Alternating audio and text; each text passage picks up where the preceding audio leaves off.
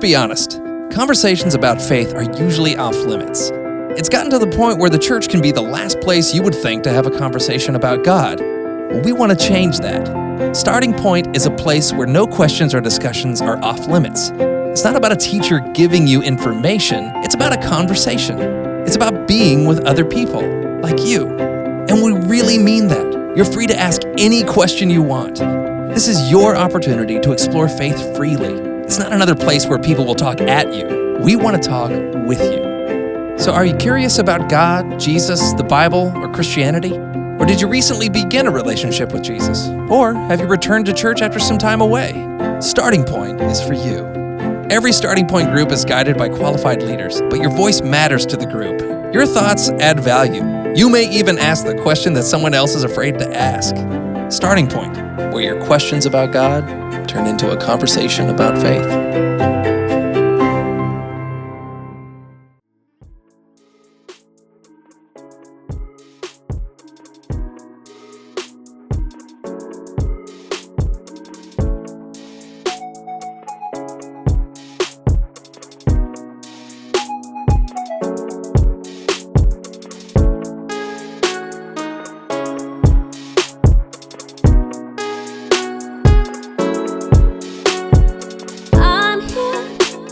When you need somebody,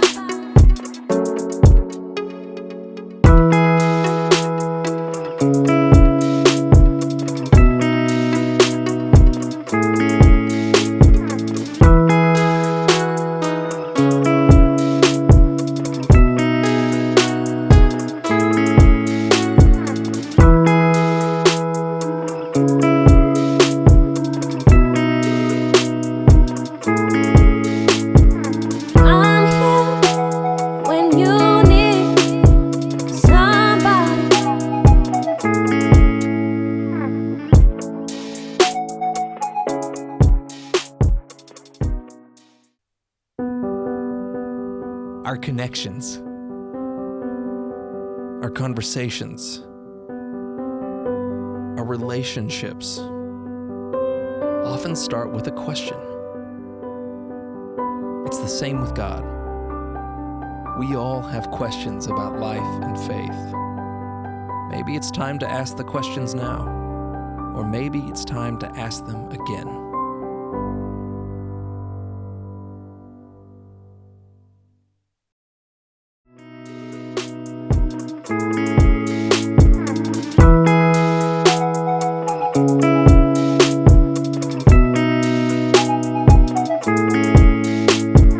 I'm here when you need somebody.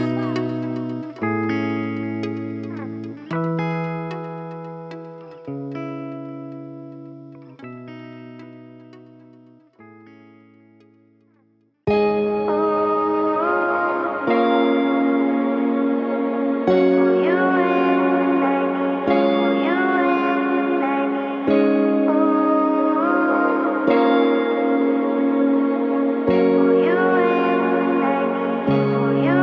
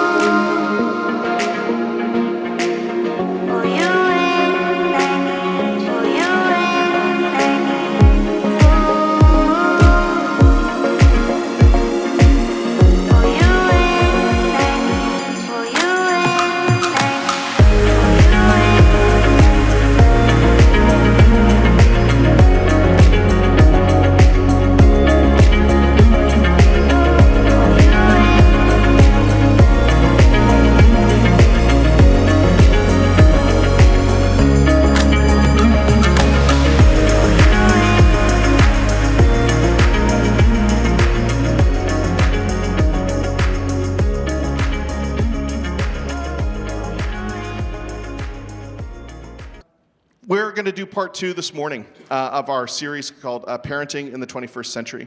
And I want to put a bit of a disclaimer, just like I did last week. Like, I don't approach this as somebody who thinks that they have it all figured out and all put together. In fact, quite the opposite. I approach this as a learner with you. I know that sometimes when churches start talking about ways that we should parent, it feels very top down. I don't want it to feel like that at all this morning. I just think that it's really important that we have conversations like this. If you're a parent, a grandparent, an aunt, an uncle, like, we're all connected to somebody younger. And in some sense, part of being the church is the responsibility to raise up another generation. So even if that's not true of you, even if at this point you don't have kids, you're not connected to kids, you're probably going to be at some point. And it is our collective responsibility. We say this all the time when we dedicate children, to join with parents in raising up the next generation. So if you're here and we're talking about parenting and you're not a parent, good news, I still think there's lots here for you this morning. But we talked about last week the challenges in trying to figure out, okay, so if we're not doing this top-down thing, like, what is the benchmark for good parenting? Because there's all kinds of parenting philosophies. Put 2 generations in the same room and have them talk about parenting for a little while, you'll find something to disagree about. This is the way that it works, and we explored how over the last 100 years, the philosophy on parenting has swung wildly from, don't kiss and hug your children, to where we are today. And that's a lot of distance to cover in just a really short period of time, at least as far as the human race is concerned. So we asked ourselves last week, what is the benchmark? Like, what can we look to? Well, obviously, we're here at church, and so you might say the scriptures. But that's a bit difficult because there aren't actually really any good pictures of good parents in the scriptures. In fact, most of the pictures that we get of parents in the scriptures are quite terrible. Starting with like Adam and Eve and Cain and Abel and how that turned out. And going all the way even up to Jesus and Mary and Joseph. I mean, they lost him at the temple the first time they took him. So, there aren't, directly, Jesus doesn't teach on parenting directly. So how do we look to Scripture? How do we get informed about this raising up a new generation, this parenting thing through Scripture? I think we have to dig a little bit deeper. We have to let some things infer where we should look. And obviously with Jesus, like he came to us and said, hey, I've got a new way of life I want you to live. And it's based on this really simple ethos. Love one another. As God has loved you, as I have loved you, love one another. But what does that mean? Right? Because in English, we have this one word called love, and it can mean you love pizza, and it can mean you love your wife, and you shouldn't do them the same way. Like, those are 2 different things, but we don't have 2 different words. The Scripture had lots of words to articulate love in the various languages that are recorded there.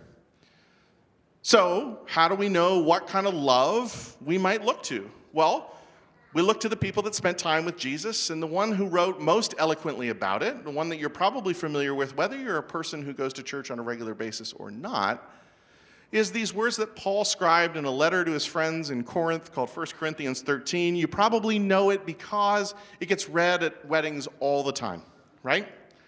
And it starts out in a really difficult place for me personally because it says love is patient, and I am not. That's not my natural bent. I am not naturally a patient person. I shared a few of those struggles with you last week, but kind of came down to this. I think that love being patient means this, that adults, sometimes we need to set our ambitions aside to give attention to the kids that are in our life. And I asked you all if you would join me in just setting an hour aside last week to spend with one of the young people in your life, intentionally putting whatever agenda you have for your relationship with them aside to let their agenda emerge and to give them the time and attention that they need. This morning, we're just going to pick up in 1 Corinthians 13. It says, love is patient and love is kind.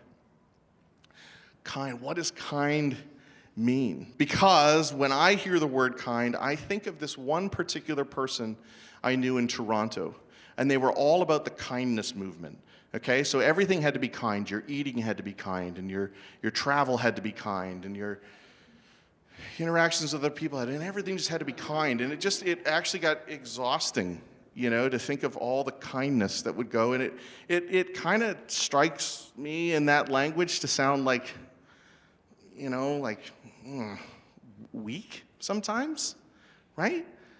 Fluffy, flowery, good-feeling kindness. I don't know. It's just not the kind of person that doesn't resonate with me. It's sort of like when, you talk to some guys and they come and they're like, your wife tells you, I want you to come to church and be like Jesus, and you're like sweet, passive Jesus. We've talked about this here before, guys. Is that the Jesus? And no, okay, I don't think that it means weakness.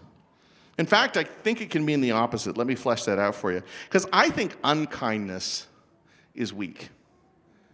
Because unkindness is what happens when we don't practice any self-control. We did a series earlier in the summer. We talked about the power of learning to over-underreact. This is especially difficult with your children because they are especially astute at pushing your buttons. Are they not? Yes. Right?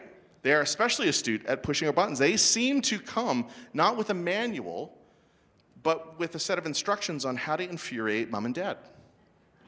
Right?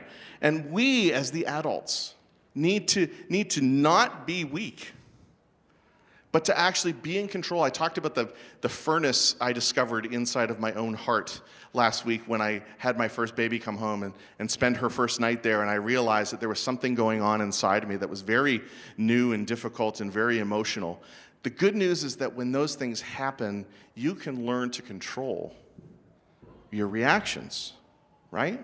I think in a similar fashion, the kind of parenting that is like, guys, this is probably for you in particular, the kind of parenting, dadding that's like overly macho, where we're like hiding all of our insecurities away from our children. We're not letting ourselves be vulnerable. We're not letting ourselves be tender with our kids, right?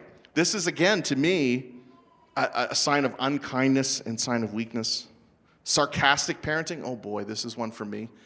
Sarcastic is my native language, if you don't know that. So I do a lot of work trying not to always be sarcastic. But honestly, sarcasm in our parenting makes our kids guess what we're thinking. Right? Being the funny, sarcastic dad isn't always helpful, Timothy. It's not always the right thing to do. In fact, it's often not the right thing to do. It's often the unkind thing to do because it sets our kids on this edge of a knife where they're not really sure what we think about them at all. No, kindness is not hiding behind all of our insecurities. Kindness is finding strength and then lending it to somebody else, right? In a moment when you have a choice to take any of those other actions or to be kind, love chooses kindness, and kindness shows up when you lend your strength to somebody else, right? Your kids are going to get enough unkindness from the world. They don't need to get it from you. They don't need to get it from me. And I know that I haven't always done this well, but I'll tell you one story, not to say that I've got it all figured out, but I think this was one of those moments, because I think oftentimes what we need to do when we hear about difficulties going on in our kids' lives is just go, oh no, I'm so sorry that happened to you. That doesn't mean that you don't help them take accountability. It doesn't mean that you don't give them some direction. But it means that our first response to their tragedy is kind. Oh no. Recently, my daughter has been going through her journey on getting her license. So they start out with the big L on the back of their car here in British Columbia, right?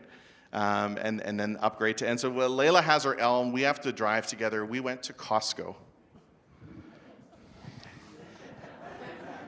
And I let Layla drive in the parking lot. I think it was kind. She asked to drive to Costco. She asked to drive home. We got into Costco, we parked, we went and got our stuff, we came back out.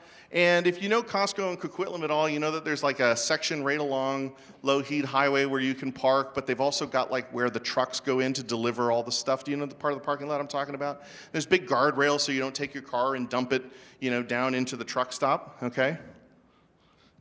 The space you have to back out of those spots at that moment is actually pretty short, right? So Layla does her checks, looks in the mirror, puts on the energy for our Tesla. It goes back as she has overestimated how much room she has, and bangs the Tesla into the fence that's sitting there. Cracks the bumper, leaves a big dent, transfers some paint, and proceeds to respond as you might expect a 16-year-old girl respond who's just dented her daddy's car. She is beside herself. Beside herself. And, I had two thoughts in that moment of how I could respond. I think I chose the appropriate one, because we just pulled ahead a little bit. And I said, babe, oh no. It happens to everyone. It happens to everyone. She is weeping at what my reaction might be, weeping at the stress of what's just happened, weeping at the cost of what she might have just done. And in that moment, I think this is one of my better parenting moves, to just reach across and hug her and say, oh no, sweetie, we'll deal with whatever that means later.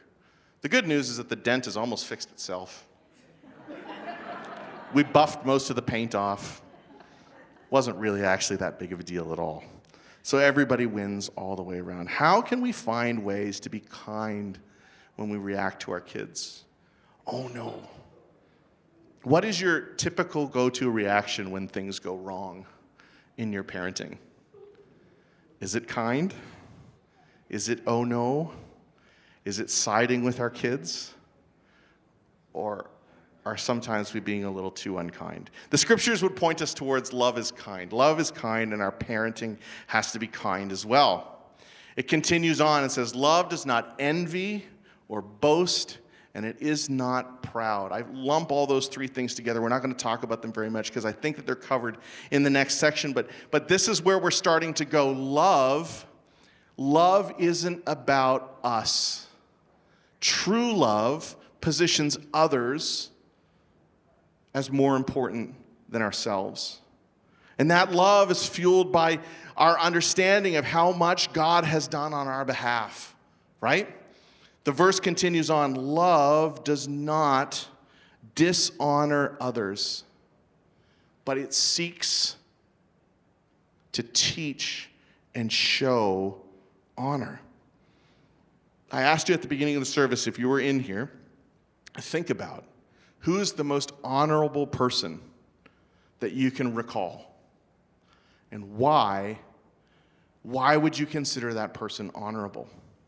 Let me continue that thought. What do you think it is about Jesus and his story that still garners honor from the world 2,000 years after he's left the earth?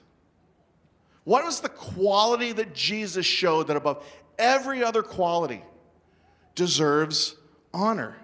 I would submit to you that it is the radical way in which Jesus put others above himself. That Jesus was ultimately, his entire ministry came down to the moment of self-sacrifice. And if you start to apply that to all the stories we continue to tell of ourselves, Frodo in the ring from the beginning of the service, Captain America, Tony Stark, Aslan the Lion, Harry Potter, Obi-Wan Kenobi, Dietrich Bonhoeffer, William Tyndale, Peter, the Apostle Paul, Harriet Tubman, even Forrest Gump. All of those stories are remarkable stories of somebody who sacrificed themselves for others. And so we tell those stories. There is something about us that longs to honor people who sacrifice on others' behalf. And guys, I would submit to you that honor in your households and kindness in your households are two so important gifts to give your children. Teach them how to be kind. Teach them how to honor each other. Because honor is superior to so many parenting goals. And mostly, it's superior to obedience. I think sometimes we think like the goal of our parenting is just to get our kids to do what we tell them to do. That is not the goal, because someday your children aren't going to live with you anymore. Someday they're not going to listen to you anymore. Someday, around 16, 17, 18, maybe 19, if you're super lucky, your kids are going to start to go, you know what? I don't have to do what you say anymore. And if all you've ever taught them to do is obey, and you've never given them the gift to know what honor looks like, I think we miss our opportunity. Because obedience, you can change your child's moment.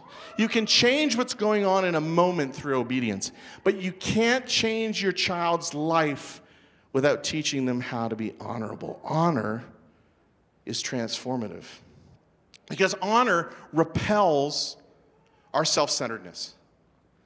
Honor is a fight against what is natural to human beings. Honor is a fight against that thing that we will all do. Everybody comes out, every little baby. You guys, there's so many babies around here. I'm so happy about it. But guess what? They're all not honorable right now. They come out unhonorable. They come out selfish, and they learn honor, right?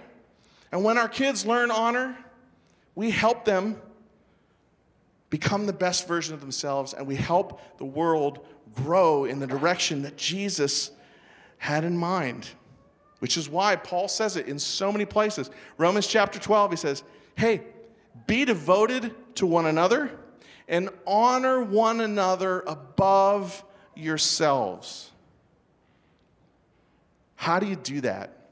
How do you teach honor in your house? I think it's little moments with great consistency. I'll give you a tip in our house how it works. We're trying to teach our kids honor by making sure that the person who cooks supper never has to clean up after supper. We honor the person who makes the meal. And guess what? Nobody ever wants to make the meal. In our house, nobody wants to make the meal. I don't want to make the meal. Melissa doesn't want to make the meal. It's the end of our workday, right? We are tired. This is probably true in all your houses. Whoever's doing the cooking will probably rather not do the cooking, but they do it because they love us. They do it because we know we need to eat. They sacrifice of themselves in order to provide for the family, right? So in our house, that person never has to clean up the kitchen, because there's only one thing worse than cooking, and that's cleaning up the kitchen. We show honor to one another by making sure, in very small, very simple ways, that we do that. We also do that for Melissa specifically by keeping the kitchen clean on a regular basis. She hates it when I call the kids down and say, hey kids, we're going to clean the kitchen for mom. Does that bother anybody else? Are you in that? Okay. Let me tell you what I mean by that. Okay, here's what I mean. It's really helpful and important to your mom, because she is, more often than not, the next person who's going to have to use the kitchen. And she, like me, we are both like this. We cannot work in a state of chaos. If things are chaotic, we cannot get things done. Okay? So I know that if she goes in here to do the next thing, she will do the activity for us, but she probably won't be very happy about it. Right? She's going to be frustrated. And so, because we honor her, because we want her to have a good experience of living in our house like she wants that for us, we make sure that we keep things tidy. It communicates honor for the person who's going to serve next. And our greatest opportunity to do this in homes, if you are a married person, is to make sure that you are practicing biblical mutual submission to one another and honoring each other in your marriage. Try to outdo each other with serving each other. Try to make sure that you are regularly, and I literally mean this, making a show of honoring one another. Make sure your children know what you think of your spouse, and that what you think of your spouse is good. Right? You know, and if you have negative things to say about your spouse, do that in your bedroom away from the children. Show honor to one another. Make honor the foundation of your marriage and of your household. Why are all these things important to God? All these things that we've just been talking about, patience and kindness and self-control and honor and all the things that we've been talking about, because they are relational. And God is a relational God. And God cares about our relationships with one another. That's why he's so frustrated. We talked about this yesterday. We had a long board meeting yesterday. It was a really wonderful day of just thinking about where our church is headed in the future. And one of the things we talked about is the language we use. And sometimes the language we use at church is unhelpful because people think it means one thing and we don't define it. The word sin is one of those words that's actually kind of difficult for people when they come in. Let me tell you why I think sin is a problem. Sin is a problem because almost every sin that you can commit hurt somebody else. Try and think of a sin that doesn't come down to you breaking relationship with somebody else. And God is so radically committed to the person next to you that he hates it when you offend them. It breaks his heart. And because he's so in love with that person, it offends him. By the way, he thinks the same thing about when people do things that offend you as well. Right? So Jesus needs to come. God needs to come himself and help us with this issue. It's all about our relationships to God and with one another, and sometimes with ourselves. So let's get spicy this morning just a little tiny bit and talk about what happens when these things don't happen in your house. What happens when you need to discipline because somebody wasn't kind or somebody wasn't honorable? Do you have a system in your house for why you discipline? Have you thought about this together? Like, under what circumstances do we discipline? Because remember last week I talked about the difference between disobedience and childhood foolishness? Like, in our house, we don't discipline for things that kids do because they're kids, right? We discipline for 3 very specific reasons in our house. If somebody is practicing dishonesty, disrespect, or disobedience, those are the 3 things that we will make sure that we discipline for, right? Because you have to have thought this through, right? Because you can't ignore the violations to your house code. Right? So if you were to say, hey, yeah, this 1 Corinthians thing is making sense to us. We're going to make sure the people in our house are patient. We're going to make sure they're kind. We're going to make sure they show honor to one another. We're going to make sure they're not self-seeking. Right? Okay, great. You walk through that with your children. You teach that to your children. Or you adopt it yourself and you start working it out. What happens, because, remember, they all come out dishonorable, what happens when they violate the code? You have to address it. You have to address it. How you address it is very important. But if you just ignore the violations, they will continue to pile up, right? And I don't think this just applies at home, by the way. I know that we have a whole bunch of teachers in the room. Teachers, what happens when you ignore violations for too long? The inmates run the asylum, right? You don't do that. You have very specific rules for your classroom. Right? And you need to adhere to them. And if you don't, there are consequences. It needs to be the same thing at home, right? You can't ignore violations because ignoring is rewarding. And what's rewarded gets repeated. So, discipline does need to be a part of our house. I don't like disciplining my children. Anybody else not like disciplining the kids? If you do like disciplining your kids, don't put up your hand. Nobody wants to know. Do you know there's a difference between discipline and punishment, though? Those are 2 different things. Here's what I mean. Punishment is when you get Old Testament in your parenting. Punishment is when you take an eye for an eye and a tooth for a tooth. Punishment is what happens when you react to your children in such a way because they offended you, not because you're trying to restore a relationship. Right? So your kid does something, and it makes you mad, it inconveniences you, it embarrasses you, and that's why you punish them, right? Eye for an eye and a tooth for a tooth. You did this to me, I'm going to do that to you. Our discipline transcends punishment when we discipline in the direction of restoring relationships. Because that's the goal, right? That's the goal that Peter had as he writes this letter. That's the goal that God has. He told us to love one another. Make sure you keep the relationship solid. So you need to discipline in a way that restores relationships.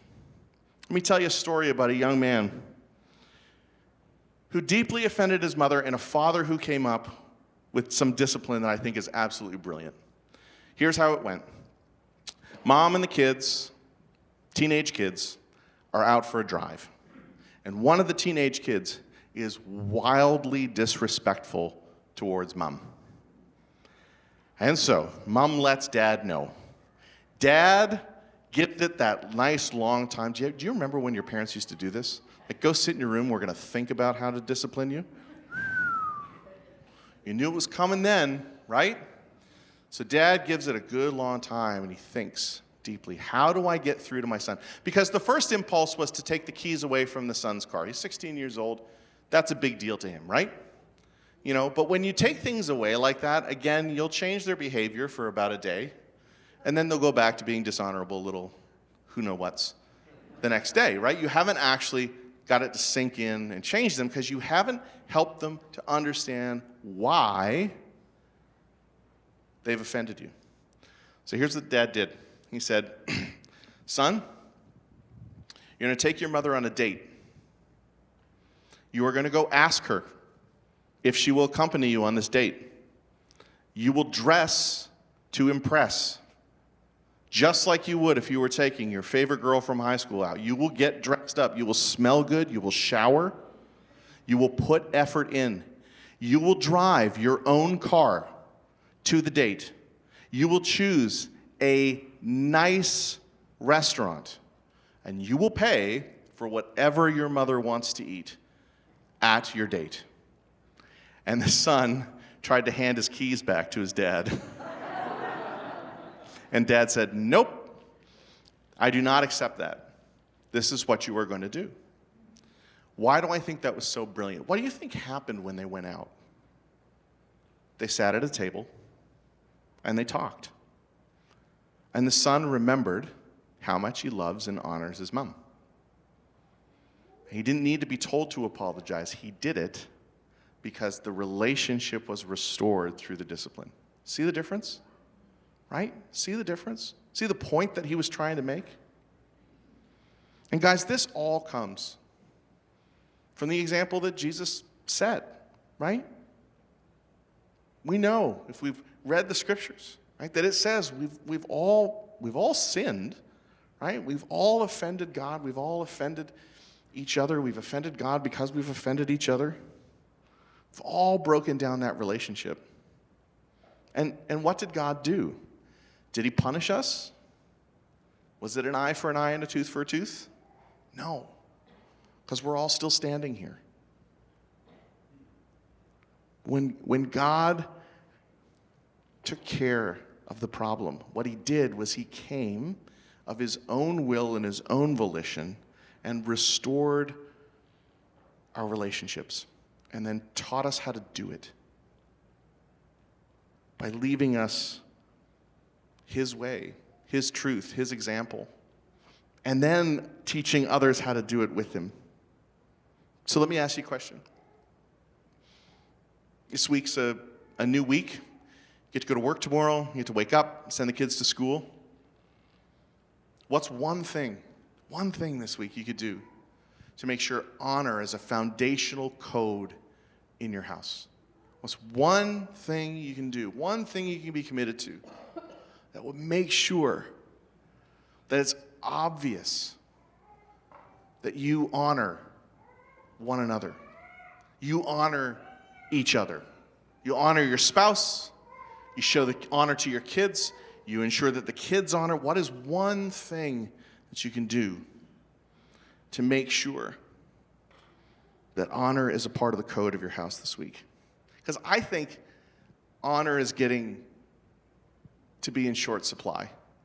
It seems to me that the examples that we have in culture are honoring each other less and less. We are less able to have effective, helpful, respectful, honoring dialogue in our society. We've kind of been hit with that. I wrote that long before anything happened in the U.S. this week.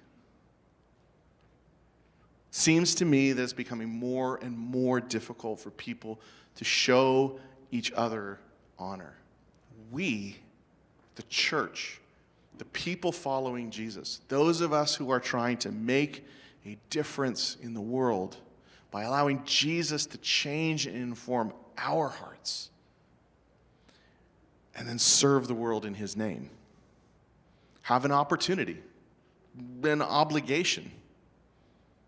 We've been given the honor of teaching the world how to be honorable.